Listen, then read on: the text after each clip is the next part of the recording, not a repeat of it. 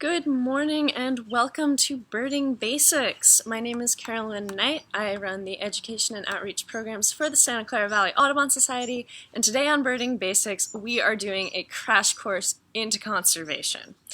Now, conservation is a topic that has to be approached with a little bit more care than most. It's an integral part to birding and the Audubon Society itself. In fact, the first Audubon Society was founded by a pair of women, Harriet Hemingway and Minna B. Hill, in order to protect egrets, these fine fellows over here. Now, the egrets at the time were being hunted to an appalling degree for the purposes of this fantastic hat right here. Now, this isn't obviously the fashion now, but at the time, in 1895, when the Audubon Society was founded, it was very much the height of fashion to have a hat full of feathers or even entire birds. Now, as you can see, that's a lot of feathers on this hat, and I gotta be honest, I kind of prefer them over here on this guy, but that was the style at the time. Now, the issue they had with this is the egrets, snowy egrets, great egrets, they grow these plumes, these very fine, beautiful, flowing feathers at a very certain time of the year, at the breeding season. It's part of their sexual selection. That's how they attract a mate. They have this fine array of plumes that they'll use to display. Now, the issue with this is, in order to economically collect these feathers, you don't wait for them to fall off when they'll have been damaged after a full season of just being worn by this bird that's going about its daily business, hunting and flying and getting into trees and all of that. They're going to be a mess after that. So what you do is you collect them at the height of the breeding season, in the springtime. Now, egrets are communal nesters. You don't just find one egret with these gorgeous plumes, you find hundreds of them. Now, that's really great for the economic purposes of gathering feathers. That means you only need one team of guys with shotguns, and you can get an entire season's worth of feathers for the purposes of making these hats. The issue with this comes that when you go to a breeding colony and you wipe out all of the breeding birds, that population of birds goes down very, very quickly. There's a reason our hunting seasons are the time of year that they are. And whether you agree with hunting or not, it is important to acknowledge that that timing is an integral part of the management of these populations. You can't hunt a bird or any other sort of animal if you've completely collapsed the population, if you've driven them into extinction. In the same way, you can't bird if there aren't any birds. So while hunters and birders seldom see eye to eye on a lot of things, one of the things that we do have agreement on is that we want to protect the habitats and the individual animals themselves for our enjoyment. So conservation is really what the Audubon Society is all about. That's what we were founded on. It was founded by a group of women who at the time couldn't even vote. It would be another, let's see, 1895. It would be another 25 years before they would even be able to vote. But they successfully managed to protect the breeding habitat of this fantastic bird because they loved it so much. They decided that rather than seeing it on their hats, they would rather be able to see it in the wild, living its life. So they successfully convinced Teddy Roosevelt, who was president at the time, to protect that as a national refuge, one of the many that he was responsible for creating during his presidency. But it is important to note that, well, this is great, this is exciting, this is people coming together. Conservation is often political. And that is to say, it becomes politicized very, very quickly. You can't simply be like, I want to protect these animals, I want to protect their habitat, they're great to have, because oftentimes the conservation interests are at loggerheads with economic interests. So that means you've got a lot of debates that go on. There's a lot of compromise that has to happen for conservation to go forward in our political system. And as we're all probably familiar, at this point, compromise is not really effectively a part of our political vernacular. Now, it's pretty much impossible to get through. And that's a real shame, because historically, we've got at least some give and take and bipartisanship in the world of conservation in the United States. It's really hard to talk about conservation without getting political, and I'm going to be trying to do my best to stay apolitical in this. So we're going to be looking at a smaller scale of conservation than just a really wide-reaching frame today. When we're talking about conservation, I think it's important to remember the topic of conservation itself runs on passion.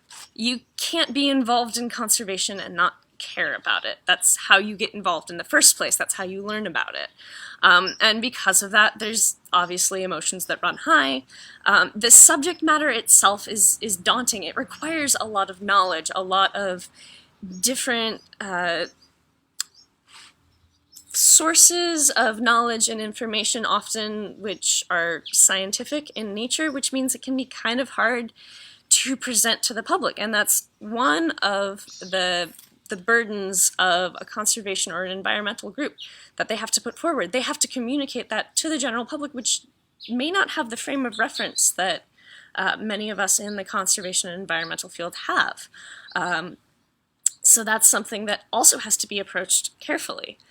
In a similar manner as with ethics, just coming out swinging and telling people that they're doing something wrong, it doesn't accomplish things. So in the field of conservation, you have to be very careful about how you approach these matters.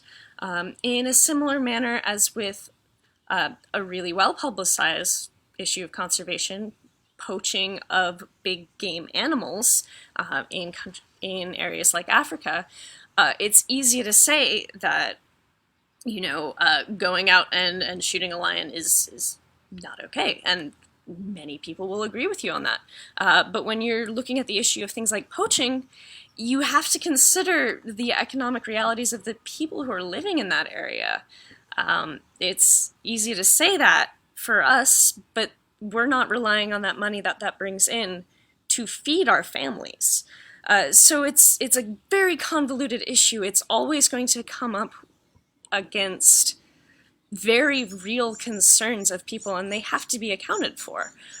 But at the same time, it's something that's incredibly important, not just to us as individuals, but for future generations and for the health of the Earth. The scale of conservation is frequently absolutely massive. It's literally global. We're in the midst of a mass extinction event. Every continent of the world is suffering or is being impacted from climate change. The political grounds of the world are kind of a mess right now. And none of that helps this. And when you're dealing with something like conservation, where the stakes are quite literally life or death, if not for people, then for entire species, you can see how it very quickly becomes polarizing. And there's really nothing to be flippant about. I can't make this a super lighthearted video, which is a shame. It's not funny, and it's one of the few times that, you know, you can actually apply a slippery slope argument to this thing. If we stop protecting this species, then what's to stop us from, you know, losing all the protections of all of these other species? And that's because it's supported by historical data and scientific records. Like, we have evidence that if you stop protecting this part of the land, suddenly it becomes easier to remove the protections from the rest of the parts. So it's an incredibly complicated issue, and it can very quickly be overwhelming. And that's not my goal with this video. So, if we take a look at this from the realm of, say, for example, ethics, which we covered in a relatively quick and relatable manner. I want you guys to remember that the individual in the realm of ethics does have the power to influence the larger group. If you put forth a good example of ethical behavior, it's easier to get everybody else to behave the same way. And the same does hold true for conservation. You can become really overwhelmed if you're looking at it on a global scale, but if you're paying attention to the local efforts, what you can do as an individual to support conservation, to support the protection of the environment, then it becomes a far more manageable and more approachable topic, and it's less overwhelming, which is good, because there's a lot that's overwhelming in the world right now. So we want to limit which parts we're being completely inundated by in terms of, things are horrible. So today we're not talking about the wide view. I'm not talking about any of these mass scale events that make this difficult, that are causing problems, because you're already aware of that. We're going to be talking about how we're dealing with this as individuals, how we as individuals can support it without, completely turning our lives upside down, but maybe just being a little bit more aware and a little bit more active in our groups. So one of the best ways to do this is to find your local conservation and environmental organizations. There's gonna be a lot in pretty much any area, things like your local Audubon chapters, Santa Clara Valley Audubon Society. There are going to be local scientific groups. The San Francisco Bay Bird Observatory is a really good one. They do a bunch of bird-related research that also ties into conservation. There are creek coalitions that are basically, they adopt a watershed and they protect it. There's any number of them pretty much wherever you are. And getting involved with them is often really easy.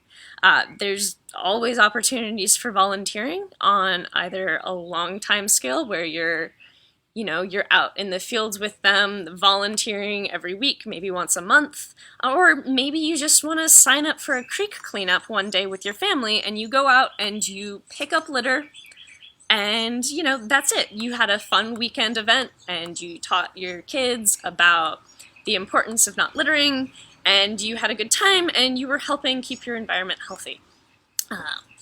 There's, trail adoption groups. There's all manner of things that you can get involved in to whatever degree you're comfortable with. It doesn't have to be that you're suddenly devoting your entire career and life to conservation.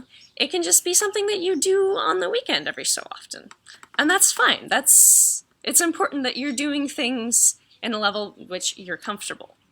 I want to point out that being a birder, an ethical birder, does mean supporting conservation. You can do that simply by participating in things like eBird. Putting your lists in on your phone and submitting them to something like eBird means that you're essentially monitoring populations of birds for research purposes, allowing us to monitor migrations, population numbers. Whether or not a rare species is actually even in your area can be incredibly important for conservation and environmental issues. So there's obviously a scale of things. Another really important thing is education, being receptive to it and being involved in it. Education is one of the best ways that we can support conservation, and I'm not just saying this as someone who's biased in that I run educational programs, but people care about what they know about. If someone doesn't even know that a species of endangered frogs or mice exists, there's no way you're going to be able to get them to care. But if you teach them about them, if you show them where they're living, they get to learn about them, they get to see them in their environment, suddenly you've made that real for them. And that can be done to the scale where you're volunteering at local schools, or it could just be that you're teaching your kids about the wildlife around them. Being involved in active citizenship is another really good way to support conservation. And active citizenship means you vote in elections, whether they are local, if they are state, if they are national. Vote and make your vote count towards what your interests are. If your interests are protecting wildlife, protecting public lands, make sure what you're voting on reflects that. Educate yourselves about the issues that you're voting. As citizens, we pay taxes, so it's kind of puts the onus on us to make sure that that money that we're putting into the government is doing what we want it to do. And so it's important to be involved for that reason. There are environmental action committees that you can join. The Audubon Society does have one that operates in the county. And what they do is they attend public meetings for cities, city planning. They write letters of opinion on things like developments, the building codes of cities. If you look around your downtown area and you're just like, there's not any trees, there's just a lot of glass. And I remembered that, glass buildings, especially when they have see-through areas where you can see out to the other side of the building, that can be incredibly dangerous to birds. Thousands of birds die from window strikes every year that could be preventable. Maybe I want to do something about that. Environmental action committees can get you connected to the right people so that you can, in fact, influence your representatives and get these things changed. But it does require you to act. You're a citizen with concerns, so make those concerns known. Your personal actions can support conservation without, making it so that you have to go out and commit your entire life to this. Decisions like what companies you support, making sure they're not having an overwhelmingly negative impact on the environment. Taking a look at your carbon footprint. Are you carpooling? Do you have to drive everywhere that you're driving, or is it possible to maybe bike or walk? Even something as simple as what you're putting in your yard can be something that supports conservation. If you're planting or you're re-landscaping your yard, try to avoid things like lawns. The upkeep is gigantic, and in California, we don't have the climate that's actually designed for having large expanses of grass. It takes a ton of water, so that's one, expensive, and two, manicured lawns are pretty much ecological dead zones. There's not a ton of support that they can provide for wildlife, like our birds that we care about, that we like seeing. So maybe consider putting in some native plants. They're going to be friendlier to your budget because they're drought tolerant. They don't need a ton of water every day, and California is super prone to droughts, as we're all aware. And they're also going to invite more interesting wildlife into your yard. We like seeing the birds. Many of us are discovering birds for the first time now that we're all stuck at home.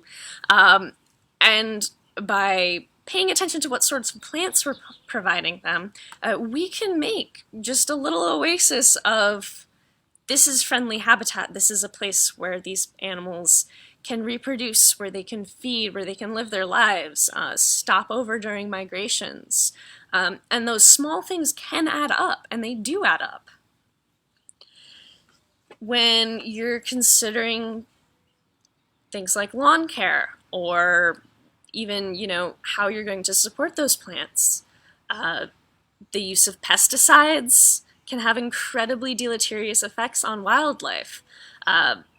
Rachel Carson wrote a seminal book in the environmentalist world in 1962 called Silent Spring. It was all about how the incredibly wide usage of pesticide was creating a spring where there were no birds calling. because they were all dead. This is something that we witnessed to a really great extent pretty much across the country. The pesticide usage meant that birds that were feeding their babies were often inadvertently bringing back poisoned insects to their nests. That'll kill off an entire nest of babies and sometimes even the parent. Even to a degree that animals that were not consuming those pesticides, those chemicals, on their own were feeding on animals that had eaten the pesticides in the first place. It was a secondary poisoning. It wasn't the initial point of poisoning, but they were getting it from a secondary system. And that led to their population collapses. So this is something that obviously has very wide-reaching impacts. The use of rodenticides has been found to have deleterious effects not just on the rodents, but also things like owls, bobcats, fishers, even things as large as mountain lions have been found dead because of rodenticide. And that's not something that we generally connect. Like, you don't think that poisoning one rat is going to lead necessarily to the death of something like a mountain lion, but these things do add up. The actions of an individual, when taken as a whole and with similarly acting individuals, means that our impacts, whether positive or negative, can go far beyond what we originally anticipated. And that's something that holds true in conservation and environmentalism and really every other aspect of our life. So, when we're looking at local conservation, I do want to show you guys what conservation impacts. One of the really good examples we've got here in our county are burrowing owls. Now these guys are adorable, right? These are juveniles, so I did intentionally pick the cutest ones, but the adults look pretty dang similar, just a little grumpier. And these birds are a really interesting conservation concern. They are locally endangered. They're on our watch list for our county. We do have larger populations down south, but in Northern California they have suffered incredibly, and in large part that has to do with habitat loss. These animals need grasslands, and grasslands are really great places to put in developments. So we're expanding into their habitats and they just don't have anywhere to go. Beyond that, what habitat they do have is threatened by non-native species of plants. These little guys are short. They're like 6-7 inches tall. They're very small. And once plants get above a certain height of about 12 inches, they have to move out of the area because they can't keep an eye out for predators. They're an owl, but they're mostly terrestrial, which means they're incredibly they're at incredible risk of predation from things not just like hawks and eagles, which will make a meal out of these little guys, but also things like feral cats that may be loose and will also eat a burrowing owl. Birds like our tricolored blackbird. This is also an endangered species found in California. They've suffered habitat loss as the agricultural fields that they've grown to rely on after they've replaced the marshland that they would typically be in. They're completely losing that modified habitat that they had become acclimated to things like orchards, which they cannot use at all. Another endangered species that we have here in the Bay Area, this is our Ridgway's rail. Now, most of us have probably never seen these guys. They live in the San Francisco Bay Area and then a couple of other places in the country, but they're very, very small numbers and isolated populations. They're incredibly cryptic. They blend in with their surroundings in the salt marshes. But those salt marshes are at the risk of sea level rise, of development, and once that habitat's gone, these guys have nowhere else to go. So habitat loss is one of the really big conservation concerns. Now, we've got groups that are protecting these habitats. Just in December, the Open Space Authority purchased another parcel of land for the Coyote Valley project. And if you haven't been to Coyote Valley Open Space Preserve, it's a really fantastic place. It's a gigantic portion of land just south of San Jose that's providing incredibly vital habitat to our wildlife that are being pushed into tighter and tighter constraints that they simply can't survive in by our development and our expansion out into their spaces. So this land procurement and protection is incredibly important, and our ability to vote for the support of and the financial support of these land procurements and protections are vital to the survival of animals from everything to things like the Ridgway's rail or the burrowing owl to larger animals like mountain lions. Now, this isn't all doom and gloom. I do want to talk a little bit about some of the conservation success stories we've had, one of which is something you can find in your very neighborhood. So the western bluebird. These are one of the birds that were really hit hard by the use of pesticides. They rely on the ability to find insects in grassy areas, like school fields and lawns. When you use pesticides on them, the parents may not necessarily die, but a bad bug can kill an entire nest, and that's something that a conservation program that we actually run, the Cavity Nesters Recovery Program, does deal with. We always recommend that when you're putting up nest boxes for birds like this, that you check your local, essentially, fields to make sure that they're not using pesticides, because the last thing we want to do is make an ecological trap. We're putting up a sign that says this is a great place to raise a family, and then they don't have anywhere to find safe food. But because of efforts from groups like the Cavity Nesters Recovery Program, from the California Bluebird Recovery Program, we've seen their numbers rise again. You can walk around a neighborhood now and find bluebirds in schoolyards, in your local parks, even visiting your yards. And that's because of conservation efforts that were focused on providing these birds with habitat that they had lost for nesting, and making sure that the habitat that we were providing and those nesting areas were not going to put them at risk of suffering from the use of pesticides. The bald eagle is another one. These guys were impacted by the usage of something called DDT, which was a pesticide. And you look at that and you're like, Carolyn, there's no way that the bald eagle was eating crickets. And you're right, it wasn't.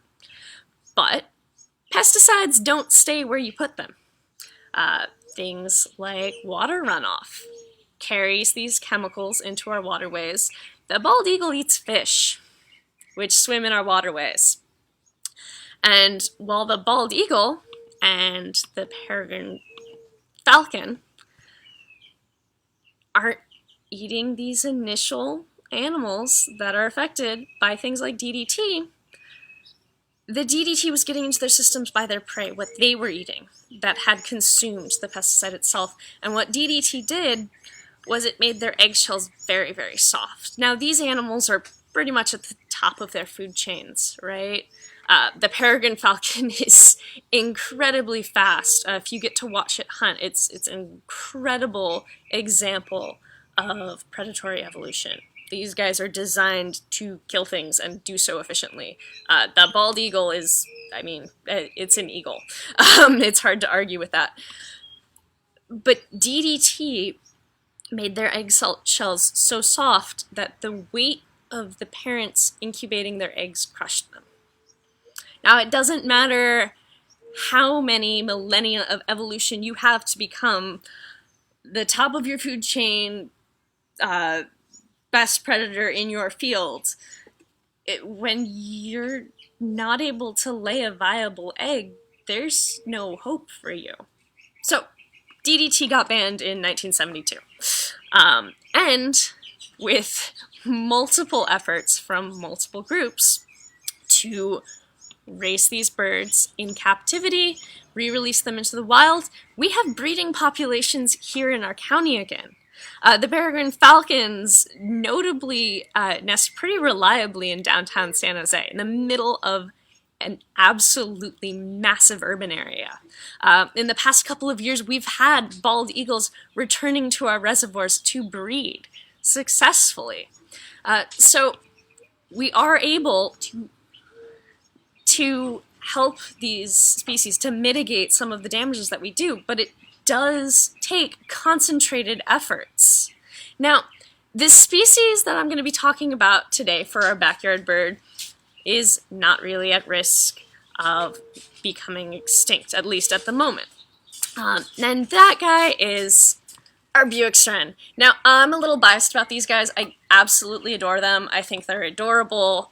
They're super, super pugnacious, 100% willing to start a fight with you. But our Buick's wrens are ones that are going to be affected by conservation. They prefer woodland habitat, but they are going to be found in your backyard, particularly if you've got a lot of trees and shrubs that can provide them with cover.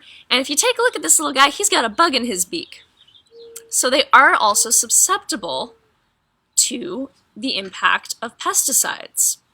Now, these guys are gleaners, which means they're going to be picking bugs off of plants.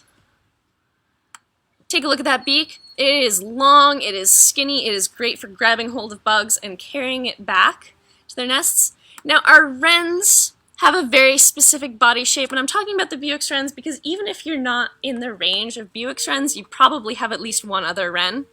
So I want you to notice that the shape of its body is pretty round. They're what we would call a verified cute bird. Their head is pretty much the same size as their body, which makes the fact that they're perpetually angry and yelling at you even cuter. The song is one you may be familiar with, although the rule of thumb is if you're in an area where you've been birding before and you're hearing a song that you're not familiar with and you know there's a Buick's wren in the area, it's probably a Buick's wren calling. They've got an incredibly variable call. It's got a lot of buzzing in it and hissing that you can hear. But when we're looking at the shape of a wren, we're going to notice that it's got a round body, but its tail is at an angle. So there's a hard angle where the tail meets the body. And that's going to be true for all of your wrens, whether you're talking about Buick's wrens, rock wrens, canyon wrens, house wrens, really any kind of wren that you can find across the country. The nice thing about the Buick's wren is it's got a very distinct eyebrow. They're little angry old man eyebrows. They're bright white, they show up well, and it does contribute to part of their attitude. And this is one, once again, has that bug in its beak. You can notice that there's a pretty subtle striping going on in those tail feathers. That's also good to pay attention to, and will help you identify it, at least as a wren. And once again, as I talked about in taxonomy, once you've got the wren shape down, the shape of that genus and that family, then you can pick apart the details that determine what species is what.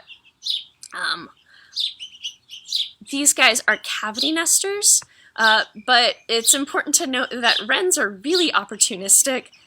They will nest in pretty much anything given the opportunity. If it's a hole that they can get their little bodies through, they will try and do so. So if you know you've got wrens in the area, keep your garden boots inside. They have been known to be very happy to nest inside shoes. I've seen them nest in clocks. Obviously nest boxes are a good one, but they're willing to nest in very varying sizes of nest boxes. Sometimes they're a little bit overambitious. So that's our Buick's wren, and that was the Buick's wren yelling. I've got a nest about 15 feet away, and the babies are getting real close to fledging right now, so the parents are always flying back and forth with bugs. But Before I let you guys go, I don't normally do recommendations of things like reading, but if you're interested in conservation and environmentalism, the Sand County Almanac is a really fantastic read. It was written by Aldo Leopold. He was one of the founders of the naturalist movements. It's a really easy read. It's actually a collection of essays, so it's easy to pick up and put down. But it's a fascinating look into the beginnings of environmentalism, where it came from, and how it fits in the historical scope of things, as well as being really well written. It inspires feelings, so just be prepared for that, but it's not overly sappy, and it's a really just a fascinating read that I highly recommend if you're getting into really anything that has to do with the environment. So have an excellent day, and I will see y'all next week.